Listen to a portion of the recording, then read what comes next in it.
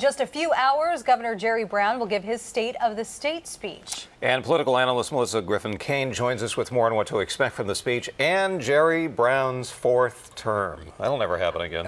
Never, actually, technically, no, until we repeal term limits. So, yeah. Well, the first thing you should know about his State of the State speeches is that they're short.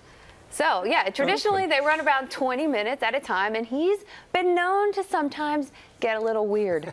You may remember that last year he brought along playing cards with pictures of the budget on one side and pictures of his dog on the other. So his speeches are short and entertaining.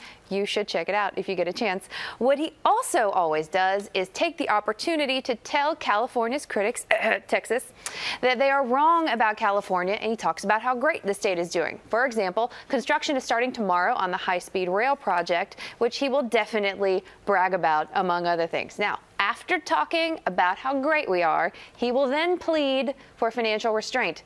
Every single year, he says, we cannot spend every dollar that comes in. He frequently tells a story from the Bible about the Pharaoh warning Joseph to save up when times are good. And here's the thing, times are relatively good. Thanks in part to recent tax increases, we are projected to have $2 billion more in next year's budget than we had in this year's budget. And you can bet folks are lining up with big old plans on how to spend it. So in today's speech, Governor Brown will make the case for why we should not do that. Why we should exercise restraint even though we have a surplus. Well, the timing of the speech is a little interesting because he usually gives the State of the State speech at the end of January. That's right. That's right. So today, this year, he's doing the speech early, and today is the same day that the legislature begins their new session. So by doing the speech today, before the legislature gets started and before the budget negotiations start, he's getting out in front of everyone else and he's saying, this is my agenda. I'm in charge. In fact, I found this old political cartoon from the Sacramento Bee. He's got hair. Isn't that amazing? Look at his outfit. In this book I have of vintage cartoons, which who doesn't? It's from 1975, and it shows Jerry Brown serving up all these juicy policy changes, and the legislature, there represented as a woman at the table, saying, you never let me cook anything anymore.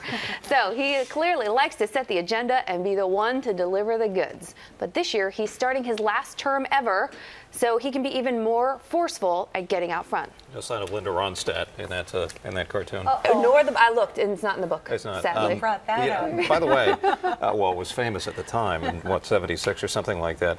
Specifically, what is his agenda? Well, with Jerry Brown, you kind of never know, right? You don't really know exactly what he's going to unleash on us, but he'll need to address a couple of issues. First of all, this year's drought and how we deal with droughts going forward, the state's healthcare system, especially Medi-Cal funding, which some Democrats want to increase, tuition rates at our UC schools. You know, he's in a big fight about that right now. And finally, the state's ongoing debt, including $72 billion in retiree health care costs that the state has not put aside any money for yet. So you can look for him to talk about his plans for those issues and maybe, if we're lucky, even bring some more pictures of Sutter, the first dog of California. Yeah, we'll have to see. I know, it keeps it interesting. He certainly does. He certainly does. We're lucky in that respect. Melissa, thank you. Thank you. Time now is 6:50.